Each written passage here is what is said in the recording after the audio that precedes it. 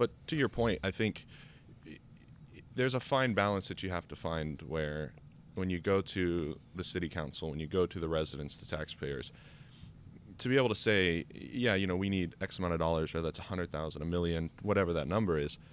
Hey, we need this amount of money. It's coming out of the taxpayers' pockets. Yeah. You got to have something to show for it. It can't just be smoke and mirrors. Correct. And hey, trust me. So there is a level of expectation. Me speaking from a taxpayer perspective. I don't have the law enforcement background. There is an importance for me to say, hey, this is where my money's going, even if it's going to much more than what you can see, to be able to have that physical space you can see. And another thing is about the industry itself, law enforcement, they all want to share. Yeah. I mean, I could call any agency now and they'll ship over a policy. Hey, do you have this policy? Do you have this or that? How do you work this? Everyone wants ideas to be the best. Right. Yeah. And that is the key.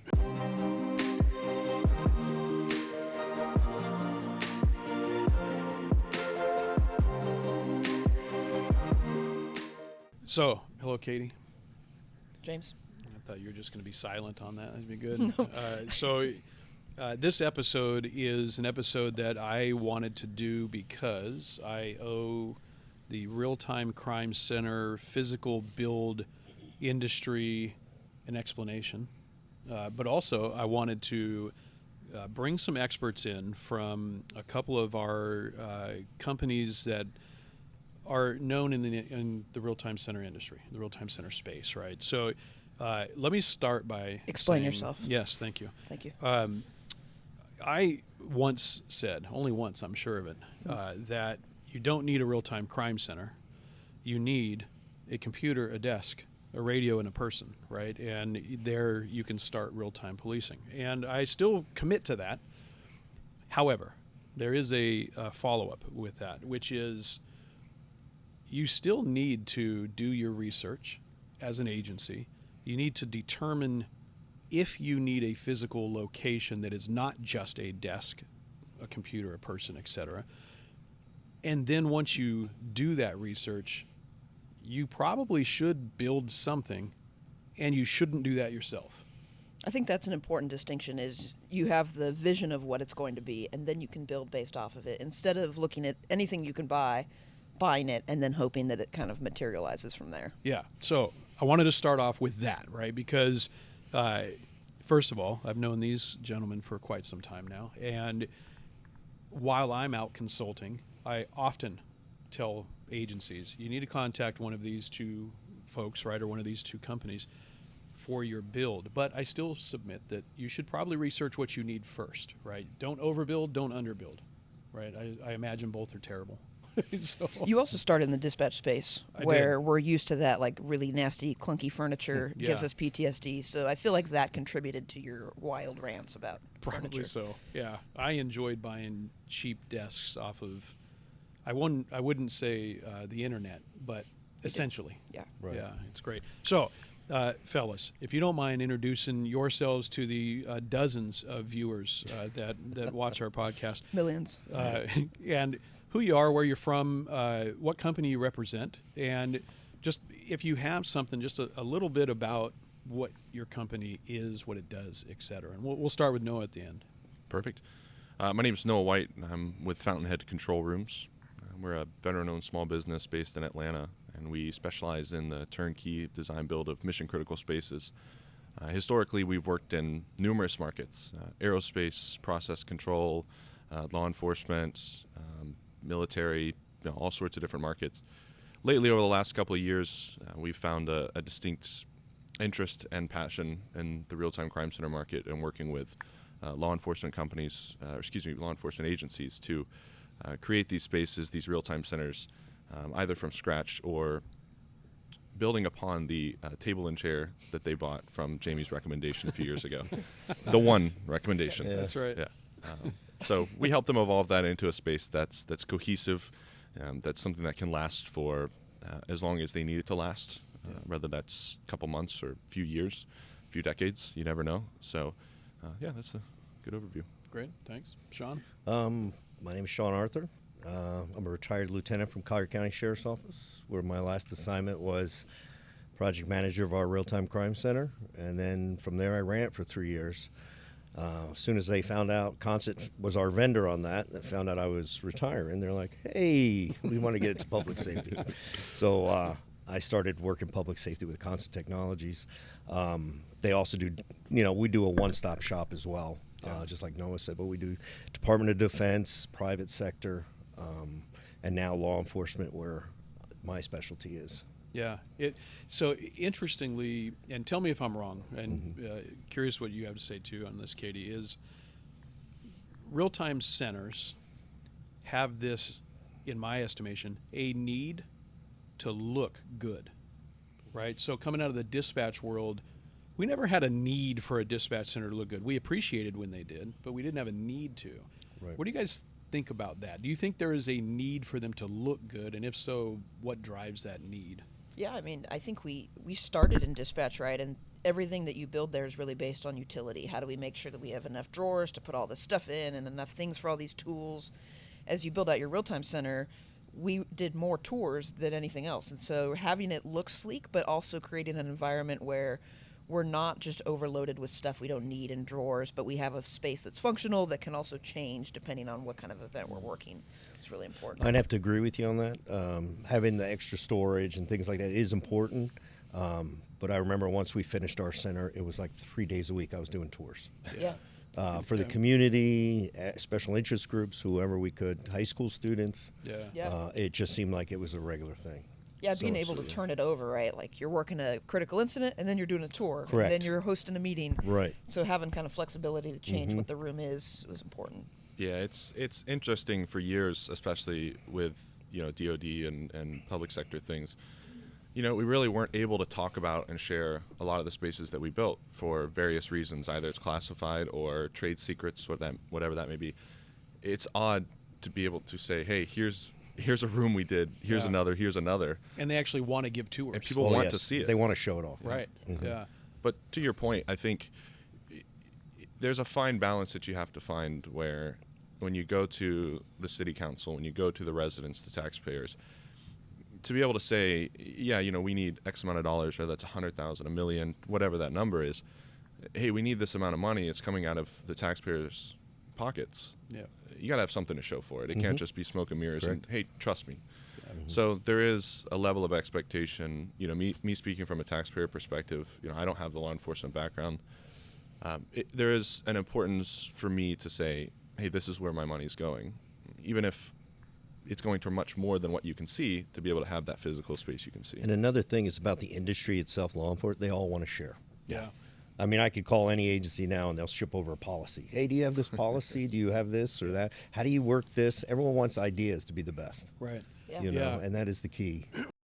It is interesting that you have this small group of real-time center people. And by small, I mean probably a couple thousand employees now that work within a real-time space, but small relative to other things that we do in law enforcement, right? So you have to do things. I always love to tell chiefs, I get what you're doing, and I also understand you don't get to fail in this project, right? So there are some things, and honestly, nobody wants to fail ever, but there are some things that you can fail and then modify and then move forward. But these builds, I feel like you get one shot.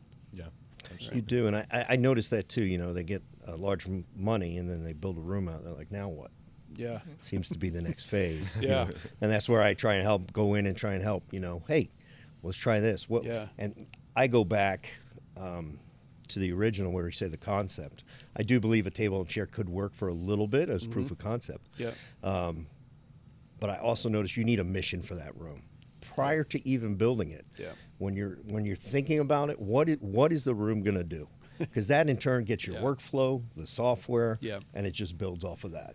Yeah. If you don't have the why, exactly, you don't have how do you stand in front of the community if you don't have an established foundation of why it is that we're going to do this? Correct. Right. Yeah. When you have dealt with agencies, so you guys get the call, right? However the call might be nowadays, right? An email, whatever it is, and you start to engage with an agency and I don't know if it's the same, but we always get told, my chief wants to build a real-time center, right? And most of the time and it's getting different now. They're starting to become educated more about it because I think they're more prolific. But most of the time, they really don't know what they want, right? Absolutely. Correct. So, what do you guys do with that? Yeah, I mean, that's the $1 million question, right? It's a different approach. One thing I've really enjoyed about this is a real-time center is a real-time center anywhere, but the way that it's approached, the way that it's handled, and the way that it's executed is typically different. To your point, different agencies are coming in with a different level of knowledge based on either folks that they've talked to, things they've seen on podcasts, things that they've seen on the news. Just recently, I was telling you the other day about an agency I went to that, it's a county agency that said they needed, X amount of operators. And I said, that's 4 times the amount you need, They said, well, we saw it at this other agency.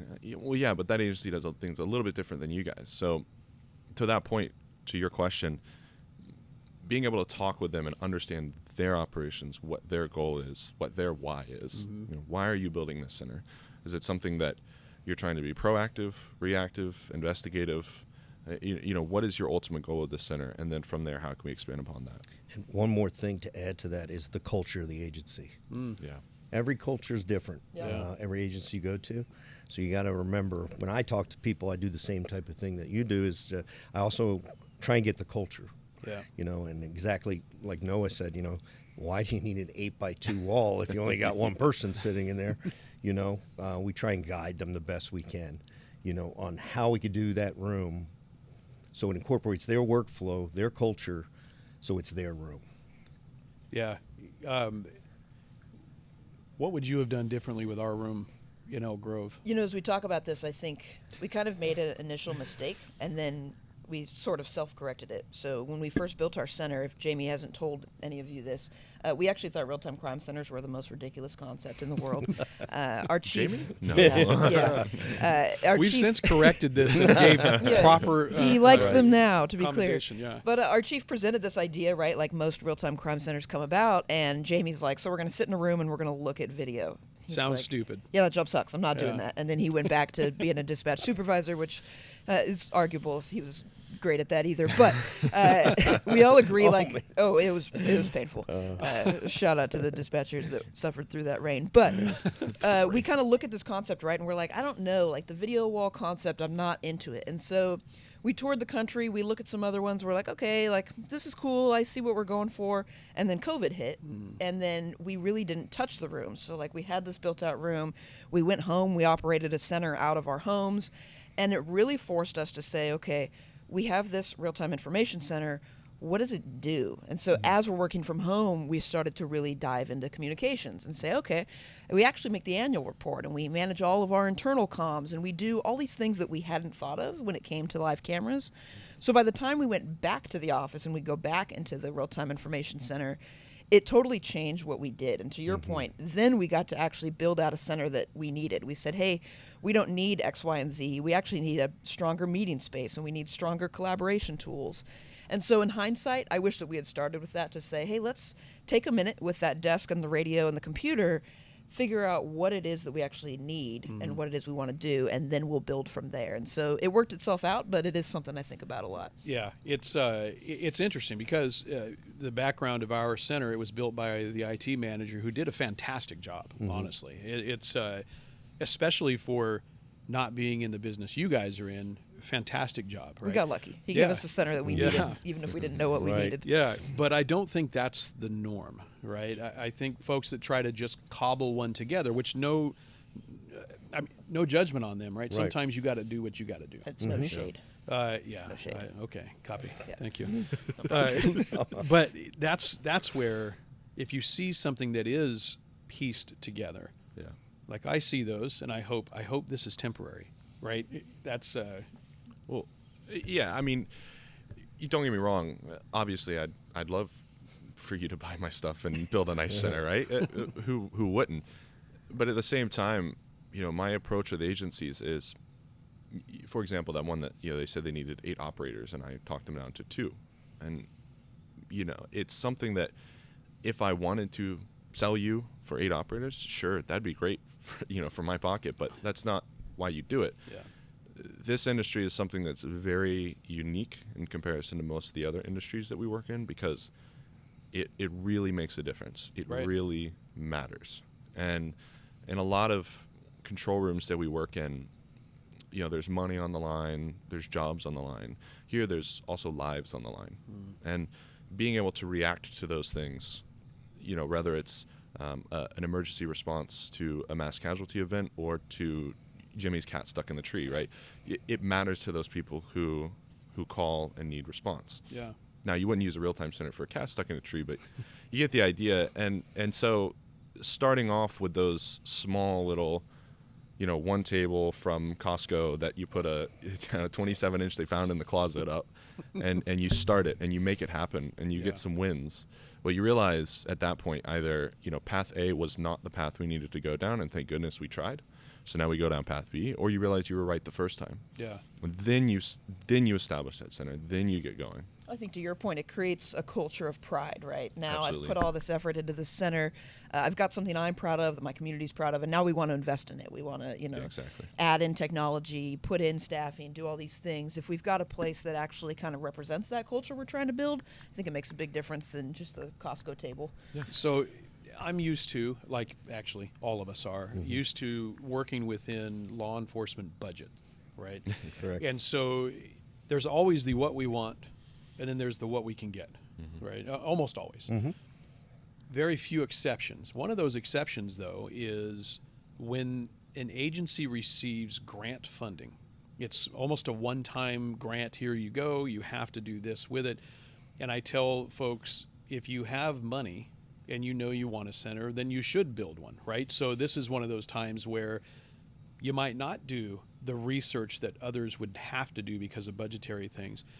But when you have that, and you tell me if I'm wrong on this one, I assume that agencies, when they have a grant that they can spend to build a real-time center, they tend to overbuild to fit the grant. Is that accurate? Yeah, I'd have to say, yeah, they want to use the money. Yeah. But when you say that, a lot of the times, the software's might be involved in that as well. Okay. And then the reoccurring costs every year. Like I tell people, that's great. What kind of software? What do you mean software? Yeah. Right. You need this, you need that. Yeah. And then remember, every year you got a budget for that as well. Yeah. Because there's a lot of times people who are like, what do you mean reoccurring? Well, Yeah. every year you got to pay for it. So. It's fun to build it. Oh yeah. Keep it up and Yeah, running. to is keep the- it up, yeah. You might be a little bit more than room. There's not just the issue of maximizing that, topping that budget out. Oh, we have $1 million, so we're going to spend $1 million. Oh, my quote's 999,900. So it's not just that, but it's also there is a rush. We've Correct. got to spend this. We've got to get it going. Yeah. We've got to do this. And sometimes that's set by the grant having a specific deadline, and sometimes that's set by a feeling of, well, we've been waiting 2 or 3 years to get this money. Now we have it. I know we have 2 years to spend it, but I finally have it. Let's spend it. And I think that can lead to a few other issues, and it's important, my job, your job, as good stewards in the industry is to lead these agencies towards what they need rather than what they want sometimes. But in addition to that, there's always a risk of making sure that technology that they get is compliant to their federal grants if they get federal money, compliant to state grants, and that can mean a number of different things, whether it's the compliancy for TAA, if it's something that's cleared to be used with or for federal funding. That's something that's super important. So that's not not bringing in technology outside of that TAA compliance with foreign adversaries overseas. That's making sure that all of the furnishings and fixings inside of that also comply with that. That's something that you need people like us who can navigate those waters and look through the BS basically to say, hey, I know you want X video wall, but this is not something that's compliant with your funding. Yeah. So we need to make sure that we go this direction, even if it's a little bit more expensive. Do you guys ever find yourselves torn between business and practicality? When an agency says, I want a video wall that is the size of a football field, and their population of the city they cover maybe is 50,000 people, right? Do you ever find your... Absolutely not. 100%. I don't. Like, Because take I'll tell them the football truth. Yeah. I'm like, why are we building this? Yeah. Yeah. Said now if they that's what they want and that's really Yeah. what they want, I'll tell them, and just like you would, you really don't need that big of a wall. Yeah. If you only have 2 people in there. Yeah, it's interesting, right? Though that Right. you have. So I love to tell this story of a councilman in Elk Grove that I had to replace the glass on the video wall after a few years, right? And Right. I won't get into the why, but we had to, and the cost of it was significant. And the councilman was coming by one night before a council meeting, and I said, I'd really love to spend this on something else, right? Because it was a significant amount. And he said, yeah, but the wall's what makes this center relevant. And what he meant by that was his constituents and the rest of the council folks' constituents, the community that sees the annual budget and sees what we pay for a real-time center, real-time policing, when they come to see that, what they don't want to see is just a group of desks and people. Would you guys agree with that? I agree 100% with that. Yeah. It's back to that whole balance thing of you've got to make it look nice, but you've also got to be good stewards of that taxpayer money or the wherever that money source is. Even if it's say a philanthropist that's donating money, federal taxpayers, whatever that is, wherever that comes from, you need to be good stewards, but you got to be able to show for it. Yeah. For sure.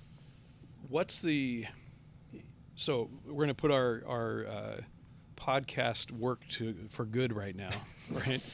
It's about time. Yeah, it's So much for your kindness. episode 19. Finally, you're getting to it. I'm glad I'm a good influence on you. Now that I'm here, Is that what it is? Yeah. Oh, okay. You're Copy. welcome, world.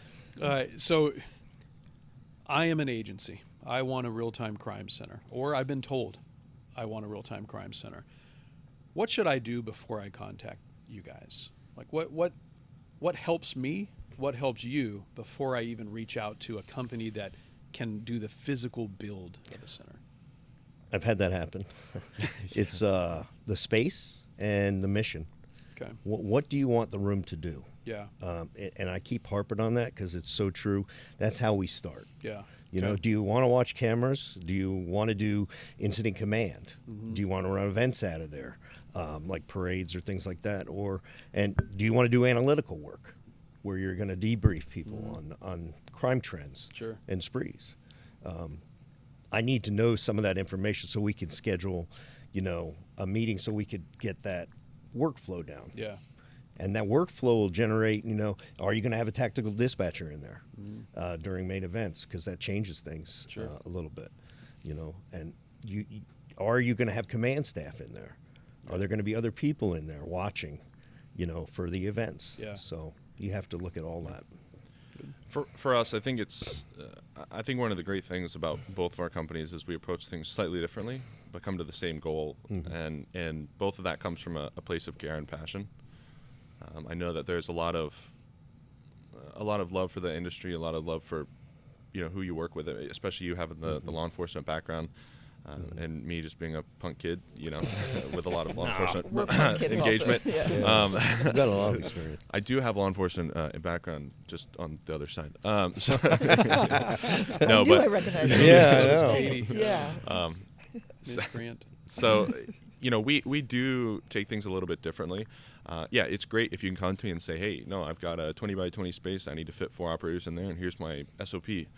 At the same time, I've had agencies who have said, hey, we had XYZ event happen, and we've realized we need a real-time center. How do we get there? Is it almost better that they come in not knowing? Because what you just said, right? I'm thinking, if I came to you guys and I'm like, all right, fellas, I've done this kind of research. I have this size room. I want this much done. And this, I feel like I probably haven't considered everything, and there's stuff you guys could put into my consideration frame that I hadn't even thought of, right? Absolutely, and that's kind of the approach that we like to take is having that kind of like down and dirty, bare bones conversation.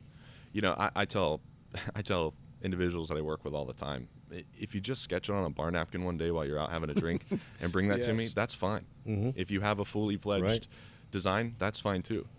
I think I've told you before, but I don't know how I'm still in this industry sometimes, because I've told chiefs and sheriffs no a few times, and that's been dangerous, but it's worked out, because there are just certain things that I understand from my perspective that they don't necessarily understand, and then vice versa. I don't understand policing to the degree that those individuals do.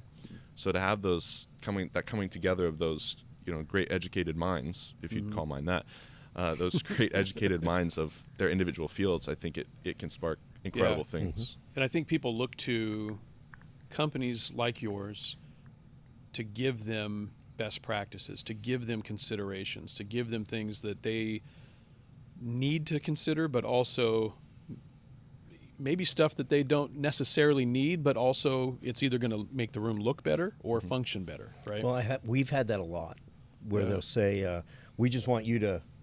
What do you think's the best?" Yeah. And then we tell them, everyone looks at the designs, and it's like, why do we have entrances to the kitchen? You have to walk through the crime center to get to the kitchen. That's right. That's not a good practice, because everyone's going to hang out in the kitchen. Yeah.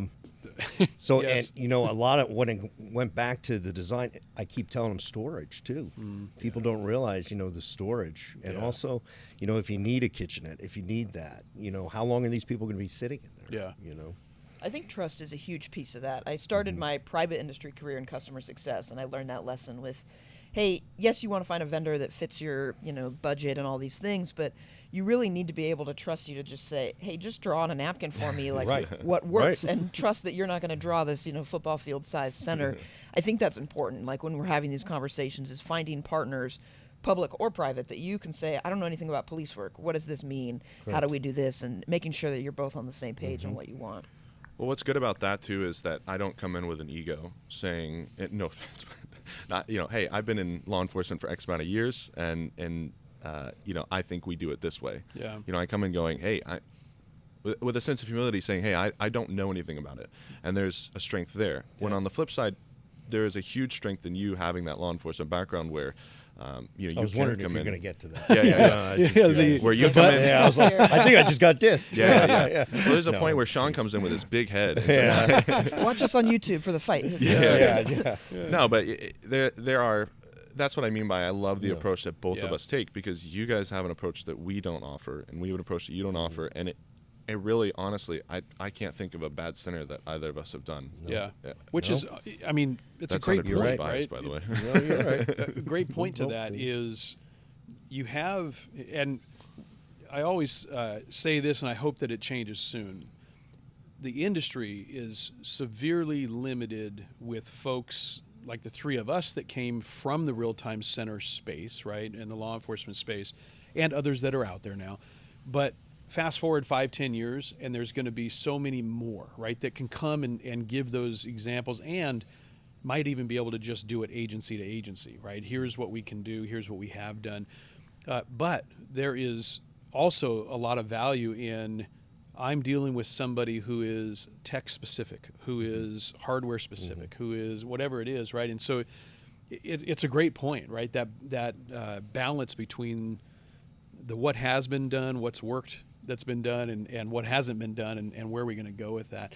One of the least expensive things we did in our real-time center, but was most effective, was put confidence monitors up, which I didn't even know what those were, to be honest with you, before we did it. But do you find little things like that when people are building their rooms and you guys are in there and you're thinking, you know what, based on this design that you've selected, right, that you have, it would be really good if you did X, right? Is that well received typically by agencies, or are they like, no, I know what I want? We're No, good? usually it's well received. Yeah. They're always looking, and you can correct me if I'm wrong, they're always looking for our input on what we think, will work best, because I think all of us here travel around the country seeing all these centers. Yeah. And we know, okay, this is working, this is good for them, this is good for them, Yeah. So we're able to do that, to give them that advice. For sure. What are the obstacles that you see that people face all the time, agencies face all the time with this when they come in and they start engaging with you guys? That's a great question. I think one of the biggest challenges is a tale as old as time and will always be around, which is funding primarily. That's the biggest thing. Yeah. So there are instances where it's our job to help them locate that, to help them find ways. There's a few agencies we worked with that have had to present to their council, and we've helped them. Obviously we can't write it for them and we can't tell them how to do it, but we've guided them and said, hey, here are some major points from the mission critical side of things that you may not have thought of. You have your points from your experience in your community, in your agency, but in addition to that, here's something that you can stack on top of it. So that has helped them either request it or secure it, or in some cases even apply for grants. Mm-hmm. And I think for me, that's one of the most common things I've experienced. And in addition to that, with this industry being so new and real-time centers being so in their infancy stages, even a few years, it's something that, how do we do it, right? Yeah. That's another challenge. So funding and how do we do it? Okay. I'd have to, with NOAA, funding seems to be a big issue. Yeah. A lot of agencies, just smaller agencies, really just doesn't have, the budget. We work around it so we can get them something in there. Mm-hmm. But that is a huge, and the length of time sometimes government, which I'm used to from Yeah. being in there. It'll take a year to close from Sure. start to finish Yeah. to get things rolling. Even if they have grant money, Oh, yeah. Right. right? I mean, that's Oh, yeah. I think that's a common misconception, right? Is that we have grant money, therefore we can go right now full speed, and I haven't seen that done yet. No. Procurement, you have Yeah. to go through the procurement. Yeah. It's always a hassle. So kind of final thoughts on your guys' side, in the sense that, again, you have agencies that want a real-time, for lack of better terms, a real-time crime center, right? They come to you guys, they're looking for a build. What are some final thoughts from you in relation to maybe even just how your company kind of goes towards these projects that will help the listeners of this podcast get ready to engage with you guys and to get to that place? I have to say, when we have that initial conversation, trying to get what exactly the department wants, and I'll go back to the mission, and if they don't have a mission, help them develop what are you going to use the room for? What Okay. do you see? Yeah. What do you want from the room? Good. Once we get to that stage, then we're like, okay, well, staffing is huge. You can't just throw people in there, even though it's happened. How many analysts? How many dispatchers? Are you going certified? Are you going, civilian? Right. Hybrid? What are you doing with that? So we try and when I get on the phone and get involved, I try to help them through all of this. Yeah. And then remembering policy and CGIS and all this kind of other stuff that they need to be. Yeah. So Perfect. Thank you. Mm-hmm. Yeah, for me, it's very similar, with the exception of, sometimes we understand agencies just don't know, and they don't have that information. Mm-hmm. So for us, as long as you want to build a center of some sort, we can start from there, start from ground zero. So realistically, I think the biggest thing for me is really twofold, which, number one, don't be afraid to just pick up the phone and start the conversation. It's never too early. It is very common, especially from our perspective in our industry, to do 2, 3, 4 year sales cycles, if not longer. So if you call me and say, hey, no, I'd really like to build a center, but I think it's 2028, 2029, great. Yeah. We'll start planning now. And Yeah. we're actually working with people that are like 3 years ahead. Yeah. And because they're building a building. Yeah. So the architect's bringing us in, to start that. And to piggyback off what Noah's saying, if you don't have an idea, like, we'll more than help them. Exactly, yeah. Yeah. We'll get them to that point. If it's Noah, if it's me, whoever. And that's the one thing about law enforcement. They all stick together. No one's going to fail. And if you are failing, someone's going to tell you, you need to fix this, this, and this. That so is true. It's, I think it's the community, which is fantastic. So Yeah. So we like to end our episodes with some rapid fire questions. They're very difficult questions, It's gonna but be one that we ask almost every episode now Here we go. is pineapple on pizza or no pineapple on pizza. Important question. Absolutely not. I like pineapple. Thank God. We finally have one. Yeah. I do. Abhijit, have we ever had anybody say yes to the pineapple? This Pineapple is the on first. pizza's the way. It's the way. Yeah. Yeah. Pepperoni, You're pineapple, and if yeah. if you Yeah. want to put some jalapeno on there, you're good. That's Ugh. disgusting. But okay. Pineapple's delicious. Pizza's delicious. Yeah. Warm pineapple is not delicious. Okay. What about warm pineapple dessert style, right? Don't they make Oh, something yeah. where they like Love a pineapple. On a pie. Yeah, Yeah, it's, something alright. like that. Noah, you and I disagree on favorite airport and least favorite airport and pineapples. So Yeah. we had a good thing, and now it's over. Well, you Yeah. know what? If that's what takes us out, then So much for that. Yeah. Go ahead. Ask the next rapid fire question. Okay, good. Let's go to airports. The best airport and the worst airport. Atlanta's by far the best airport. That's wrong, but okay. Good. I like Fort Myers, Where Never is been that? there. down in Naples. Oh, okay, Fort Florida. Myers Regional Airport. Yeah, Yeah. Florida. Worst airport? That's a great question. Yeah, the worst The worst? airport is a great Charlotte. question. They For have me. rocking chairs, but okay. And, Well, okay. It's just too crowded. okay. I think one of the worst ones I've been to is Dallas. Yes. Really? Yeah. Okay. I didn't That's think a good. yeah. A lot of That's hot a, takes. that's a good worst. I still That's like a- yes. Charlotte still for me. Charlotte's bad. Yeah. Sorry, Charlotte. I Charlotte- will I say, know, I Charlotte's know. bad, but while it's not my favorite airport, it has my favorite place to get a grilled cheese sandwich, which is Salt Lake City. And if you ever go to there, you go to basically gate like A8 or whatever, and it's Beecher's handmade cheese.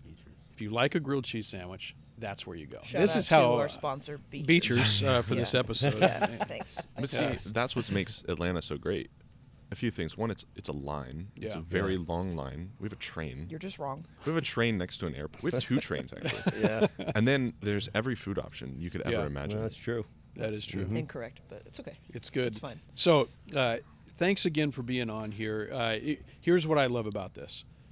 I reached out to you guys and your companies, and both agreed to be on a podcast as competitors, right? And we won't want to sugarcoat that, right? You Sure. guys are fighting for the same business. But like what was said earlier in the episode, you have the same mission, right? And you both, I've seen this, right? You both passionately build these centers to work for the agencies that you're building them for. So thank you both for being willing to be on this episode. And for everybody to understand, you guys will be at the National Real-Time Crime Center Association Conference in Cobb County in September. Correct. And so we would, if you're in the market for a real-time center and you don't get to it before September, come out and see these guys at Yeah. that association Absolutely. event. Absolutely. And if you ever want to come see us in our office, you can just fly into the greatest airport in the world. Oh, here we go. Oh, boy. Let's see that. Old Hartsfield Jackson, Yeah. Yep. where the taxiing takes 32 minutes, Yeah. and your gate is always occupied. By Take two everyone. trains to the parking lot. Cool. Thank you guys. No, appreciate Thank it. you. Thanks for having us.